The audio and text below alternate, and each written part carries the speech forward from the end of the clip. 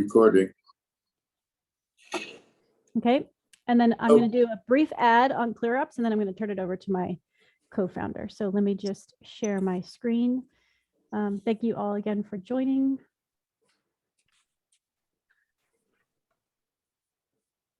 Okay, so ClearUps is the sponsor of this series on privacy and security in the metaverse. ClearUps is a third-party risk management platform.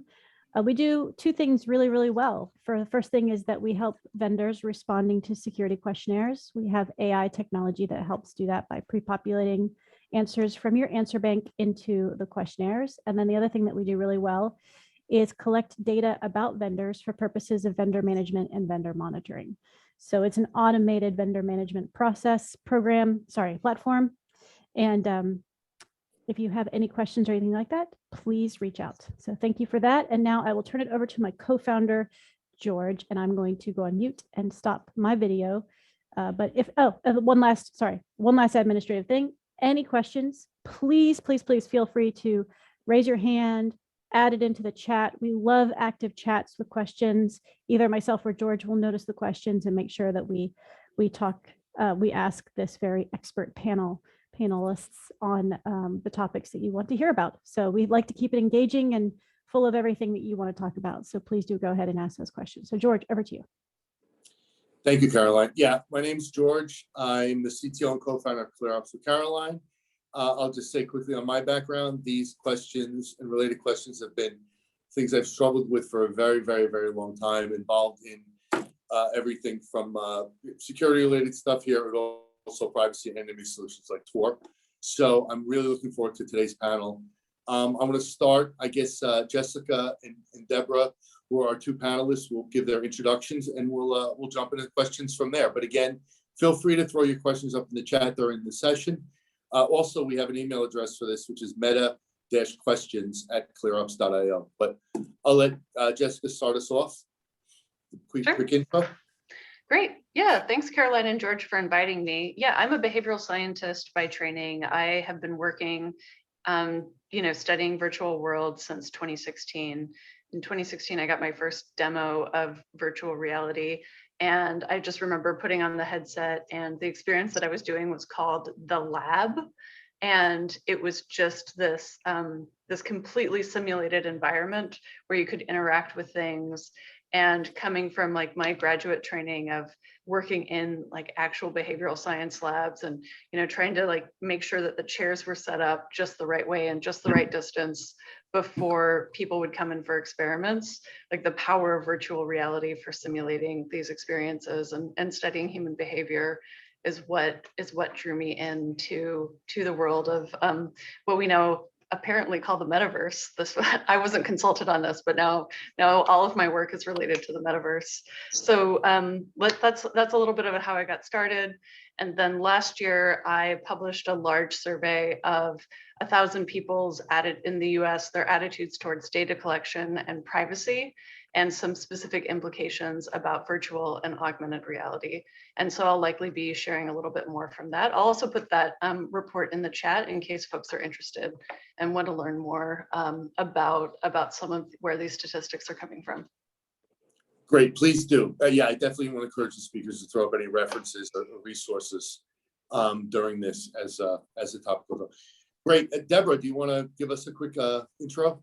Yeah, sure. So I'm Deborah Farber. I'm CEO of Principled LLC, where basically I'm working with privacy tech startups and those who are working with emerging technologies around, identity, privacy, security, the Web3 technologies, so to speak, that are bringing trust back to the internet. So I could kind of consider myself a privacy and ethical tech strategist, as well as an advisor. And currently, I've spent 16 years, okay, not currently. I've spent 16 years after law school operationalizing privacy and data protection and security and governance within large and small organizations, as a consultant externally, as a leader inside orgs. And about a year ago, I left Amazon to work primarily on the privacy tech industry, on innovation, on moving trust forward into, and making sure we've got privacy, security, and ethics by design. So currently I'm an kind of like a full-time advisor and strategist, where I advise about 9 or 10 organizations, including the Rise of Privacy Tech, which is how I know Caroline, the XR Safety Institute, or XRSI, which is focused, as you would see, XR, it's focused on metaverse right now. DID, which is known as the Face Company, the Open Voice Network, which is a Linux project, as well as Wobbly, which is a startup I'm working on, among others. So I'm excited for this conversation, because talking about the metaverse is really bringing together a whole confluence of issues. And I know we're here to talk about identity today, but with that, I'm ready to get started, I guess. Wonderful. Thank you so much. Obviously, we have two very, very qualified and I'll say engaging panelists. So I'm very excited for this. I guess we really need to start with the basics, though. Where does this metaverse thing, this whole kind of parallel, interface and universe exist in relation to identity? What does it mean for identity? What are the questions that are really raised by this, what is essentially, which is allegedly a separate kind of zone of operation? What does it mean for us today, Jessica? What are the questions posed by? Yeah, I can try to start framing this, because I think there's this, like, identity is broad ranging, and so I think there's a couple different ideas. Like, first of all, where does identity come from? Like, it came from this whole idea that maybe government should be able to track people and like assign them social security numbers, or I think they probably originated outside of the US and Europe, I think in the 1600s. So like, there's just an idea, like, identity has not always existed. And so of course it's going to be a construct that's going to be moving and changing. So right now, like, there's like services that we use.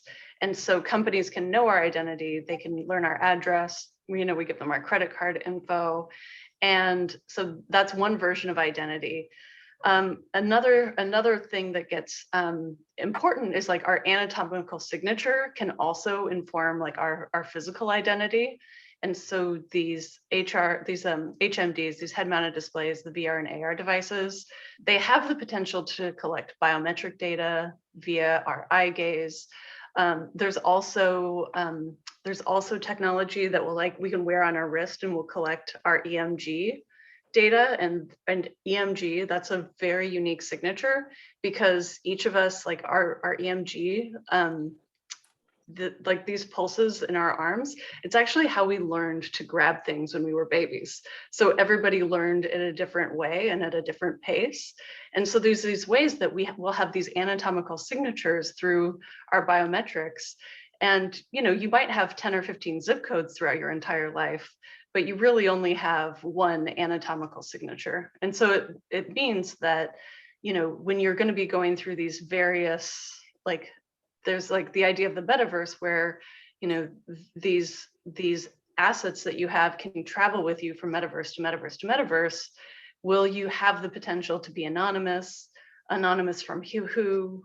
There's also the implications of, what data is collected, how long is it stored for, and then who can have access to the data. So maybe the company is providing you a service. Well, can your employer access that? Like, what if your employer provides you the service or the device? Can your employer use it to surveil you? Can your employer surveil you, or can the government surveil you when you're in different contexts? And so I'm like really looking at a lot of this from, the identity. There's going to be a lot to identify you. And I'm wondering, like, what are the surveillance implications for law enforcement, for health insurance companies, for employers, and many, many more. So I would say those are some of the bigger pillars that I would use to start. Wow. Yeah. I mean, framing is the right way to put it. You definitely put the ball up on the tee for us. I guess really Deborah, I'd love to hear feedback on that, but also, what are the implications for, say, product design or designing how this thing operates? How do we, are we just going to accept self-censorship along the way? Is that going to be part and parcel of this whole operation? What are your thoughts on this? Yeah, so I mean, there's a lot to unpack there. So for product designers, you really gotta think big. I think if we're thinking of a metaverse, I mean, there's lots of conversations going on, right, about the metaverse, when really it's repackaged XR, because the concept of a metaverse is like still like at least, if not longer, 10 years away. I mean, we don't have the processing power that's needed to have these like immersive experiences. Plus, it's the idea of a metaverse is that you will, the same way that like you could create like a client server relationship and then be on the web, but there's only one internet, the concept of a metaverse, like there's one metaverse idea. It's like an internet, right? Of where you can flow through different, immersive spaces. So I think a lot of the discussion that's going on right now is a lot of marketing BS.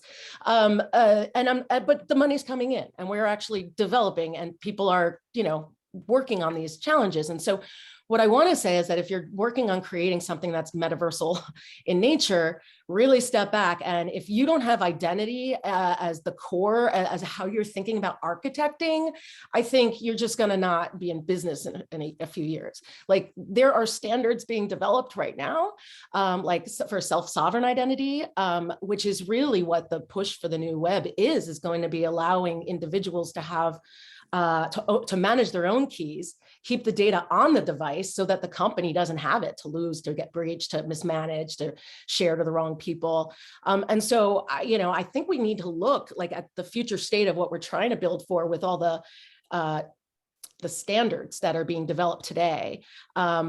And there's going to be this, identity is going to completely change. I think in the corporate environment right now, we've got identities where identity management is, like single sign-on type of thing with like Facebook or with not single sign-on, but, OAuth.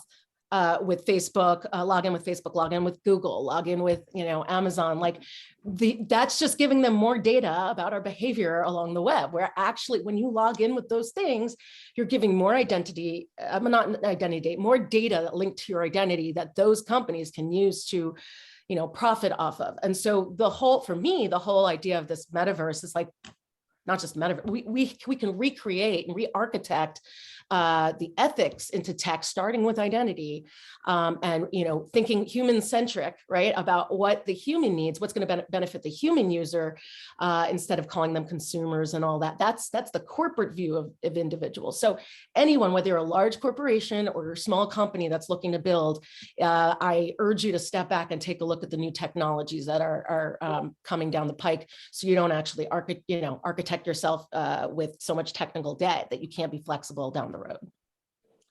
Great. Yeah. And this raises the next question, which is just immediate to me, which is, Jessica, what are people expecting? What is the assumptions going into this? In 1999, Scott McNeely from Sun said, privacy's dead, get over it.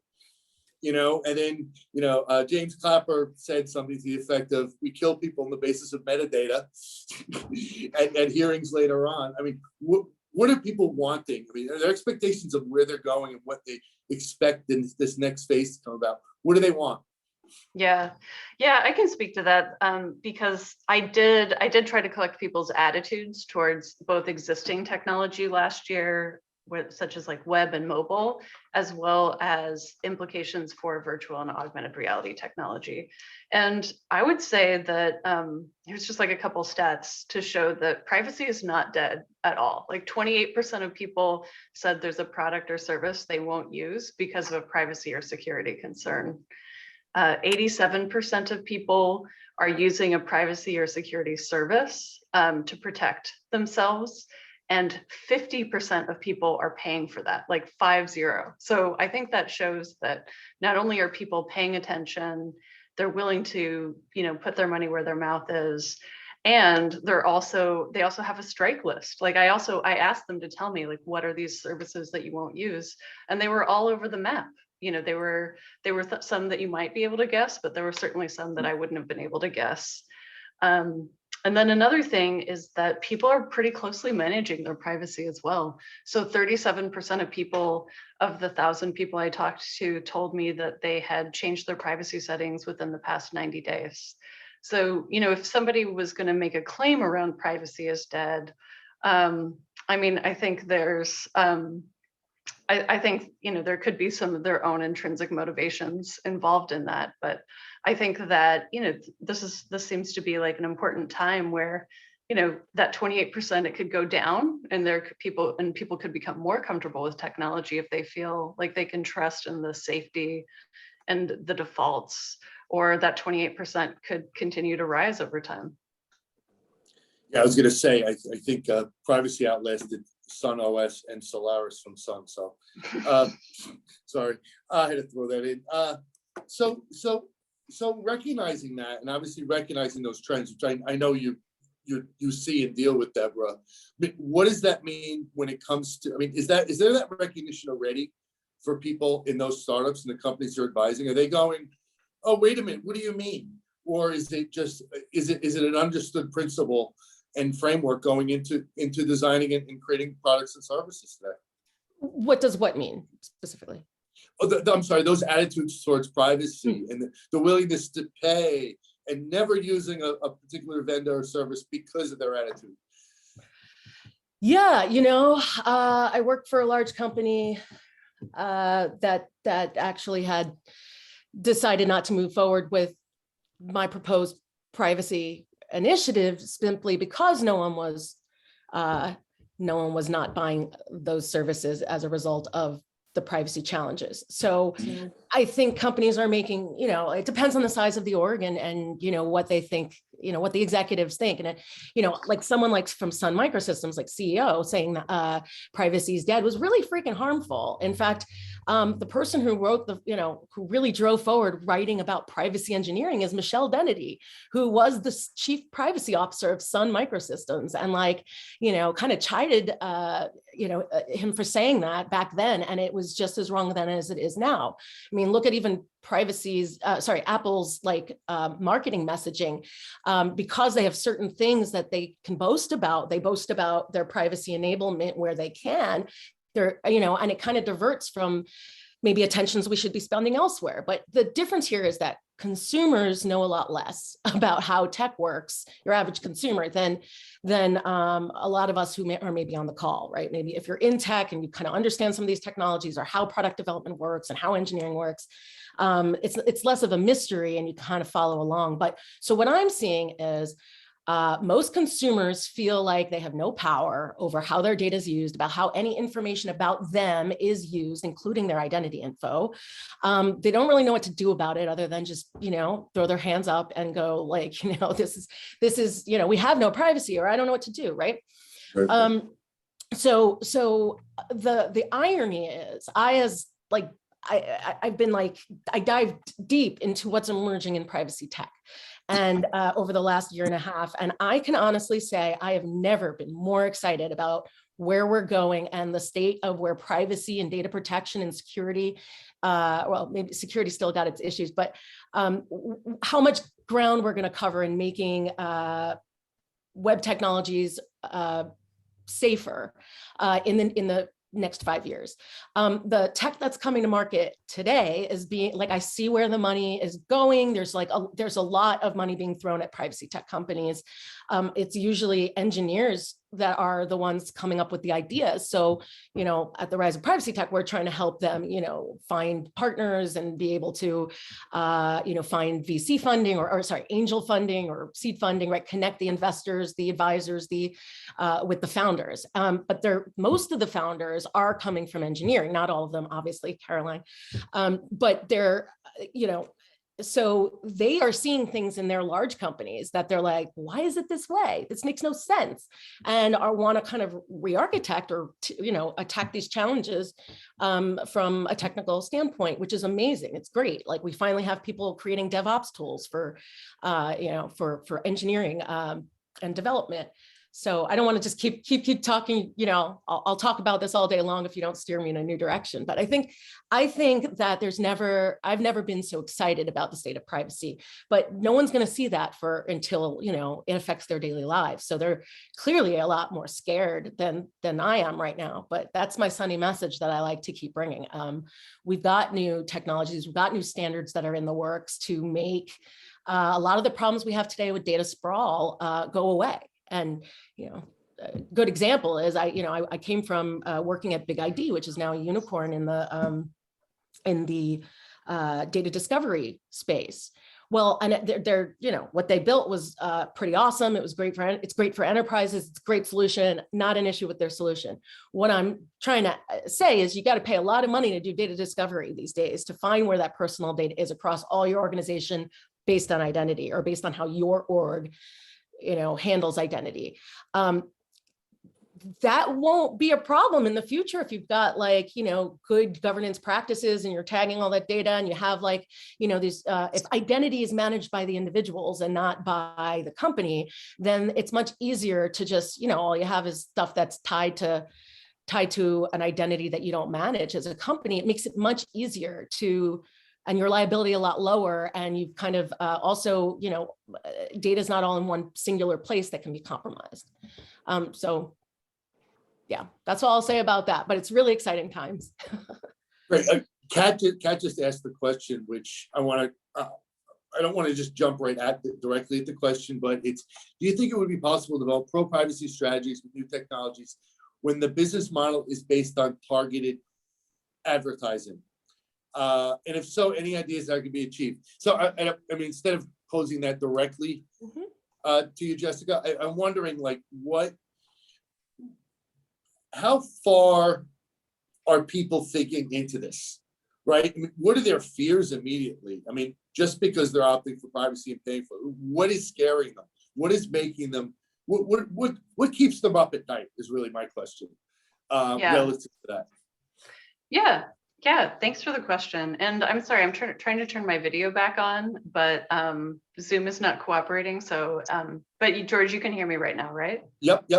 Okay, yeah, I will try to take a crack at that because, yeah, I think that people are feeling deeply uncomfortable with how their data is being used right now.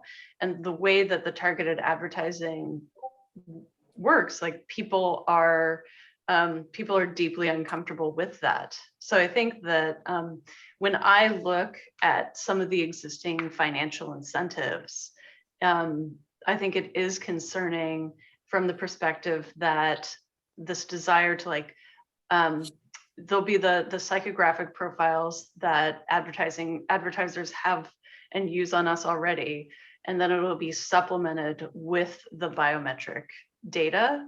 And then I think I'm just concerned because when I look at, like, the US, it just seems like there seems to be no real limit on how this data can be used or how people can be targeted, et cetera. And, you know, in contrast, like there's actually a proposal that's in Germany right now where Germany is trying to make it illegal to de-anonymize people, because the way that like it's very hard to truly anonymize data. And so I think, like, when I see, like, there's very few technical challenges to de-anonymizing. And so what they've done in Germany is they've actually started to look at, like, well, could we just make it illegal to de-anonymize that data? So I think, you know, hopefully that's getting to Kat's question a little bit. And then in terms of what are people's specific concerns, you know, I mean, I can give you a direct quote from some of the people in my survey. You know, they would say things like, "Don't track my life." They said it's none of their damn business. They would turn off location tracking. Location tracking in particular is of deep concern to people. And then, you know, when it comes to, like, the AR glasses, I tried to get a sense of, like, how comfortable people would be, you know, being bystanders and having their identity or just, like, their representation captured. And the majority of people said they did not want that. And, and the other thing I tried to like kind of get to some granularity, and I asked like, well, what if it was you were a bystander in a friend's video? And they said like, no. And then I asked like, well, what if it was like your neighbor? And it was about the same level. And then like a stranger in a public park, also about the same level. So people are paying attention. And I would say that, there's like I think they have reasons to be skeptical of the amount of surveillance, and they're definitely feeling it. Right, yeah, and so I'm going to take Kat's question and actually push this step further. My company's revenue is $1 per share right now, and my investors here, that could be $1.25 per share if we start using data from our customers and start using that as the product. What kind of discussion am I having with C-levels? What kind of discussion am I having with the board? So that's a great question. And I honestly think like the kind of questions you're having with the board is times are changing. The companies right now, they're no longer adding, privacy features or changing their business models like Google is, right? With the online advertising, that's kind of, linking it back to the question. Everything's changing, and it's no longer just about regulation or compliance or we want to avoid a fine. It's market demand. People are demanding more trust in the organizations that they're working with. They're demanding that they show them that they're not going to misuse their data or treat us like the product. And I think that this demand has, there's a chorus, an echo of this that's like louder than it's ever been. We're at a tipping point where I don't think we could go backwards and be surveilled again. I think everything is going to be moving towards more privacy, more trust. And it has to at this point. We gave large companies the leeway early on of like, look, with online advertising, makes everything free. And then for years, we tried to get the advertising organizations to, they wanted to self-regulate, right? And so they attempted to do this in several times, and they kept failing at actually, being ethical in the way that what they've allowed to perpetuate. And we have what we have today, where we've got walled gardens, where there's too much market pressure. All of this stuff is all, I should say too much market power, by a lot of these, Web 2 companies that really, rose because of their advertising, surveillance. So with that, to answer the question directly, I would say absolutely today, you could have a pro-privacy strategy with new technologies that are based on targeted advertising. Now, targeted advertising means like, just random demographics, like not random, but demographics that don't identify to an individual. It's the behavioral online advertising that's been a problem. Advertising based on things you've done and a profile of you based on things you've done across the web, not just on that one publisher site, but across the web, that is really feels like manipulative, this is what people really don't feel surveilled by. I do think you could still have advertising. Absolutely. In fact, there's a whole bunch of privacy tech companies, ad tech companies that are, creating the capability to do zero-party cookies. I invested in one, I'll throw it out there. It's called Blot Out. But so there's definitely a lot of companies working in that space as well to kind of, there's a major issue right now where the marketing strategy, I think it's the Rec Marketing Association. I forget who actually came up with it, but in Europe, the way that they came up to comply with GDPR with cookies was ruled illegal. Something we've kind of known for a while, but like it's officially ruled illegal. And now the whole advertising industry is like trying to figure out and scrambling what to do in Europe to still deliver ads.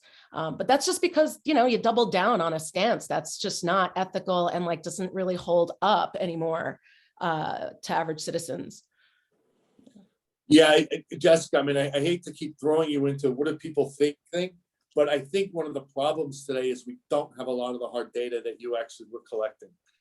And so I'm going to feel free to kind of break the mold of my questions, but I feel like, what you have right now is golden in terms of the hard research that you did, because there's too much speculation and so on. Because, and which leads to really the follow-up to me, which is, where do people have expectations of where this is going? Mhm. Is there fears of, no matter what goes on, they're going to do it anyway, and it's bad? Is there any optimism long term? Because I mean, the reality is that with identity in particular, you don't wipe your identity. You can't just send it to the washing machine and put it on high cycle and you have a clean identity. Your identity's there. The question is how you tie it. So, but how long term are people approaching this? You're on mute. You're mute. Sorry. Yeah. Yeah, that's a great question. I mean, I can try to like pull on a couple threads to try to get to that. I mean, I think in general, people are not particularly like long-term planners. Otherwise, like people would have much more retirement savings and college savings than they actually do.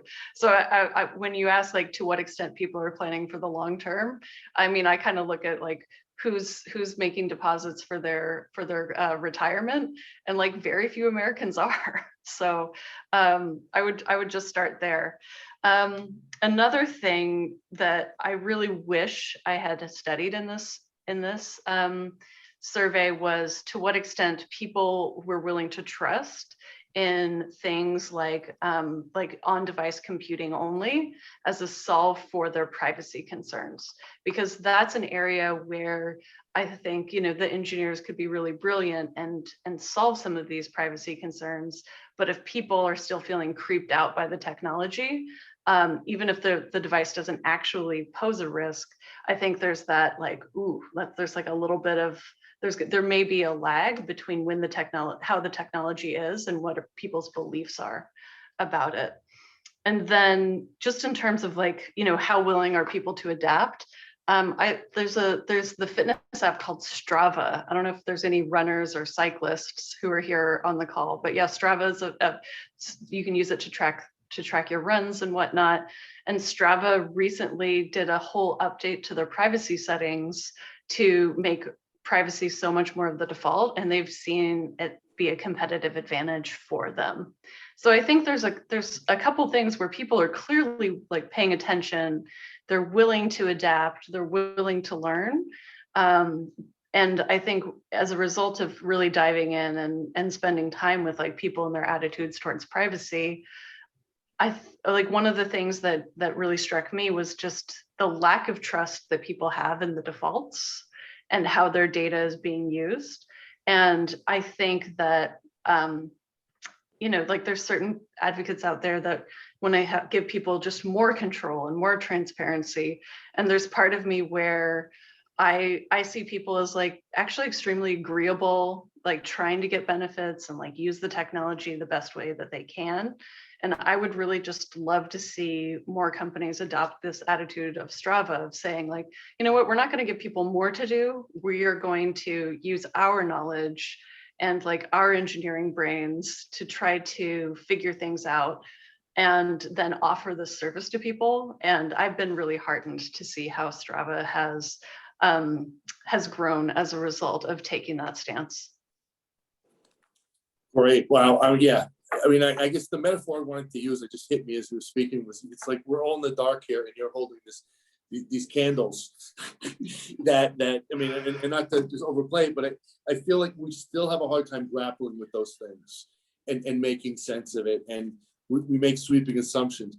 Tell me about these sweeping assumptions, Deborah. Sweeping assumptions, like as lay people, you mean? Yeah. Oh, well, I think sweeping assumptions, a lot of people are like, there's no privacy on the internet, like anything you're putting out there will, maybe it could be, hacked at some point, right? So, and that's, I get where people get those assumptions from, because there's so many people, so many engineers coding up apps that have no like secure coding training, right? And so they're just like, this is what you keep seeing even in the crypto space, like millions and billions of dollars like stolen from exchanges and wallets because they just don't have the right experts in the room. They, and people are blindly trusting just crypto, for instance. It's just a one use case. But I think that there's also like, there's just with all of the disinformation and the politics and globally these days, I think people just feel powerless even with privacy. Like they just don't understand. They know the data's everywhere. They don't really know what they could do to take action. They don't, so there are things to do. So I guess the misconceptions would be that there's nothing to do.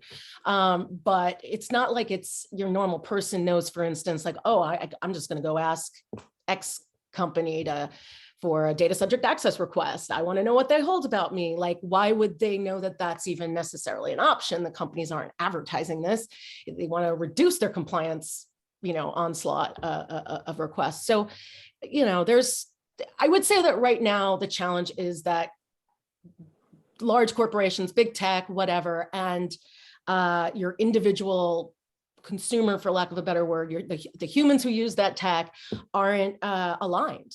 Right. I mean, right now, like even there's whole revolutions going on in the creative world where it's like, no, taking 50% of my, just because I put my work out on this like marketplace, taking 50% of what I earn from it is just not acceptable, and so you see this move to these Web3 attempts at like maybe 2%, where it's like the artist keeps more of their IP and the work. So there's just huge trends going on.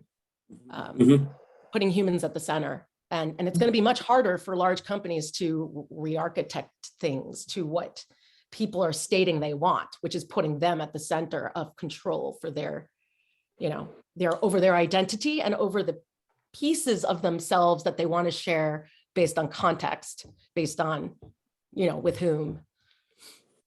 Yeah, understood. I think that's great because how are people walking into the metaverse then? Jessica, I'm going to be everything to everybody or nothing to nobody. I mean, I'm going to be, really cool and hip with my high school friends. And then when I'm talking to my grandparents, I'm different. I mean, is this the normal reframing? Yeah, I think it's very possible people will have jobs in the metaverse, and so that they may have ways that they show up for their employer that are going to be different. I mean, I think there's debates about like, is the metaverse here? Like, is Fortnite or Roblox, is it its own metaverse? Deborah's shaking her head. One of the arguments against that is that it's not interoperable. So you can't take like that identity you have in Fortnite and port it over into your employer workspace right now. So that's one argument against it, that what makes the metaverse special for the virtual worlds. Oh, here's Noble. Noble, I see you. So let's just say the definition of the metaverse is still contentious and unresolved. But yeah, like I think that it's very likely that people will choose to show up in different ways. And yeah, I mean, I think that it'll certainly be more interesting that way rather than making people show up one way all the time. Yeah, and as a result, I believe that people will have multiple identities. I mean, there's no reason you have to only have one. The reason we only had one in the United States for the most part is our social security number was like kind of what linked us back to everything in the government. And it just kind of like evolved from there. And then email address became like the corporate, like main like identifier. So it's, this frees us up to, instead of have one identity, to have multiple identities. Like maybe I want to show up anonymous somewhere because I want to be heard, which is, a freedom of speech thing, not a privacy thing, or not anonymity, in my opinion, which George, we could go to talk about that in a bit, but I might show up anonymous somewhere, but then somewhere else I show up where, I have the purple hair I really wish I had, but like my hair doesn't actually like work that way. Like it doesn't absorb the color. And, maybe I show up as a male character because that's kind of like in that environment, that's what I want to show up as, with different attributes. And like, that's totally, it's a role-playing kind of thing. It's like D&D. It's like, these are just use cases of what we have in our lives today, maybe not everybody, but like applying it so that you could separate one identity from another if you wanted to. And you could think of examples where you'd want to do this in many, I don't have to enumerate them. And I do believe that decentralized identity, which is also known as self-sovereign identity, and that's the standard that's being built. That's going to basically free people up to hold the keys to those different identities on their own devices, and then, you know, show up and almost like plug into a portion of the metaverse and whatever company is, you know, space that you're showing up to in their XR environment. So I think this is actually enables us to have more agency over ourselves, because, you know, unlike me, who's the same Deborah Farber pretty much everywhere I go. This is the personality I have in, like, you know, as an executive in a company. This is the personality I have at home with my family. I find it too exhausting to try to have nuanced kind of masks, so I don't. But a lot of other people, including my own fiance, right, you know, it has like a work persona, they've got a home persona, they've shared different things. I can almost see him going in and out of those, you know, roles and get more tightened up to look like more professional. Like, I think people will have more control and feel like they've got a lot more autonomy when we get to that point. Right. Someone keeps making reference to enemy of the state, and I actually prefer the enemy of the state's really a sequel to The Conversation with Gene Hackman from the early 70s, which is like a classic of the privacy scene in surveillance. And it's the surveillance guy who turns around and starts feeling guilty about his role in surveilling and doing eavesdropping on people for whatever reason. So I find it funny, but you actually see the two sides of the Gene Hackman and the surveillors. Do you think the creators today, yeah, good old Gene Hackman, Conversation everybody should see that. That's always been a classic in my world. Are people tying their past framing?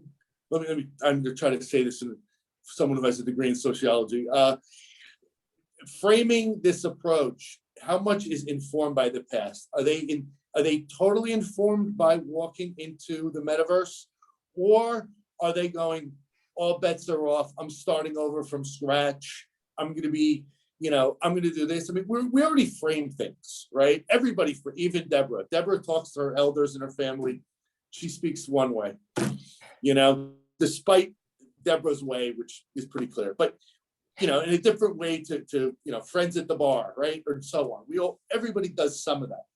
Are people tying that past into the future of where things are going, or do they think they have to, you know, start from scratch?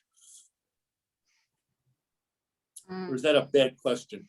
I'll take a crack at it. I mean, that's an interesting question, which is, you know, the way I'm hearing it is, to what extent is our history going to influence our future? And I mean, I think when I look at some of the stories that come out of Web3, there's a lot of the same stories. There's a lot about like the linear growth, the idea that more is better. There's also a lot of scarcity that I see being built into Web3 as well. And so, yeah. And so I think, you know,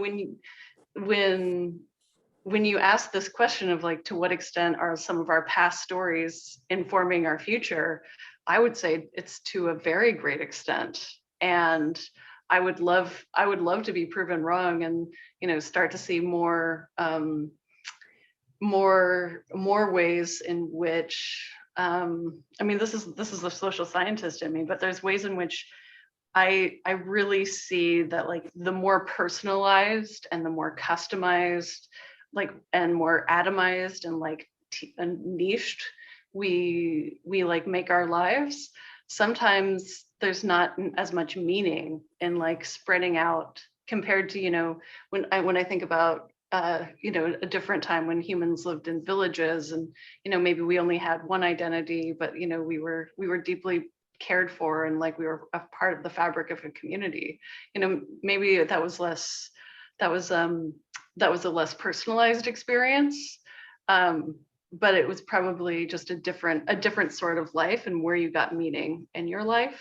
So I think, you know, I try to take a historical view on some of these questions. I mean, I agree. I also think, like, what is life? I mean, you know, I mean, now even it's like we only have now. There's no past. There's no future. Right? I mean, there's always just more nows. And I guess, you know, if you look at like books like The Power of Now and are into like that stuff, but so everything we are today has been informed by who we've been. So I don't see why that would be any different in the metaverse. Agree and understood. I think I didn't mean to state what was sort of obvious. but it's a question of actually how they're seeing new stuff, because we realize that kids gaming, they go to a new game. If anybody has kids, it's a blank slate, it's tabula rasa walking in, and it's, I'm going to be someone else now, and there's a certain expectation. So George, I mean, I'm going to interrupt you for a second. We have just Sure. a few minutes left here so that we can Yep. end a little bit early. So Yep. you want to do one more question? I like the What I was blockchain gonna question, that immutable ledger one, but it's up to you. Yeah, no, actually, what I was gonna do is at this point, because I mean, officially we have 3 minutes left, and I feel like a lot went on the table. That I think each of you should just kind of, swing from here and give us your conclusions, because there's obviously a bigger picture of where you think this is going and what the problems are. And what I'm most interested in hearing, what the problems are. And certainly you both have perspectives on that. And what people need to be conscious of walking into this, as we kind of walk blindly into the metaverse, which we're still trying to define and still trying to make sense of. I think there's a bunch of challenges. I mean, like, one of them is like, do you have the right people in the room to build something like XR towards the metaverse, right? I mean, there's a huge, I don't want to say war, but I'll call it a war of opinion between like the traditional gaming engineers and game engine developers versus the Web3 gaming enthusiasts. Like, the traditional folks think that the Web3 folks are nuts. I mean that. I mean, like, completely, like, just off their rockers, not understanding how how hard it is and how many requirements need to be considered to go into building, like, a game. And so, and then I look at it from my lens and I'm going, oh my gosh, none of them have secure, few of them have secure coding experience. Few of them are going through like security checks. And then another point, so somebody had raised like the question of like GDPR issues. I'm going to attack it a little more broadly with blockchain, but I wrote a whole white paper on this for Hedera, so I can, I don't know, maybe in the comments you could get the link, but it's on how to architect on DLT that uses blockchain, right, with privacy, with considerations for privacy and data protection. And the whole point is, don't put personal data on the blockchain. Out of all things, that goes somewhere else. You can't put everything on chain. Instead, use hashes, or instead use zero knowledge proofs to get data, or there's so many different ways of managing these, doing it privacy preserving ways, and I would say thus appropriately, that prevents all these problems down the road. And I don't see, and I'm like really deep in this stuff, especially in the Hedera ecosystem, I don't see most companies that are in the chat or in the Twitter. I'm in, like, I'm not kidding, maybe 30 or more Discords just to watch what's going on. I do not see any of these issues being discussed. So I think the biggest problem is like privacy, security, safety in the metaverse, which is why I am managing the program at XRSI for the privacy and safety framework that we've created. So lots of risks inherent into these new ways that companies are trying to develop. I would also say something like Facebook is doing like they're continuing to do closed ecosystem type of development. I don't think that's ever going to take off. I honestly think it's just, you can mark my words now, I think it's going to be a massive failure. So because the entire point of most of the people in the Web3 space, most of the people who are really into the metaverse that aren't just like pure gamers, they really want something that's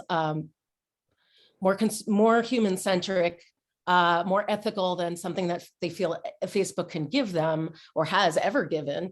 And then, they're looking for something innovative in identity. Like the self-sovereign identity is the answer, in my point, in my perspective, to a lot of the problems that we see today, and that's going to be disruptive. Yeah. Great. Wow. Yeah. Sorry. That's a no. My verbal diarrhea. Well, while you were doing that, I was like dropping links in the chat. So EFF put out a really interesting article on the like the human rights impact of what's coming along in the metaverse. And then I've also just published 7 metaverse privacy principles, when you were talking about, what the next steps could be. And then Caroline and I put some other links to what Deborah was talking about. So yeah, I think I would really encourage folks to follow these organizations.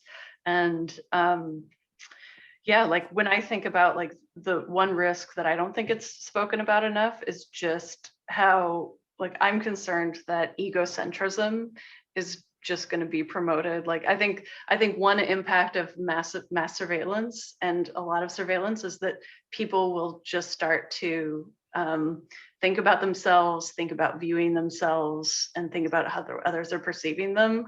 And Like I see a Instagram, trend, like and Instagram. Mhm. yeah, or like, you know, among many. And I worry about how promoting egocentrism could have like just worse and worse impacts on people and society and our social fabric over time. And I think that's really what is at stake in these conversations. Yeah, that's a great note. Not a great note, but a note to end on, I'll say maybe. But I think it's very much the case. I really, really want to thank the both of you. This has been enlightening. I hope everybody got out of it half as much as I did. This has really been an enjoyable conversation. Thank you both for being here. Caroline, do you have any parting last? Yep. Thank you everyone for joining. Thanks. Just appreciate the time that you gave us. We have our next webinar on May 4th at 7 p.m. Eastern. We have 2 panelists so far booked for that, and we're going to be talking about DAOs. In fact, for this webinar, I am experimenting with creating a DAO just so I can be knowledgeable in presenting it on the panel. So May 4th, 7 p.m. Hope to see you there. Thanks again, everyone, for joining. Deborah, Jessica, such an honor, such an amazing discussion. Thank you so very much. Everyone have a great night. Us. Thank you. Great Yeah. stuff. Thanks.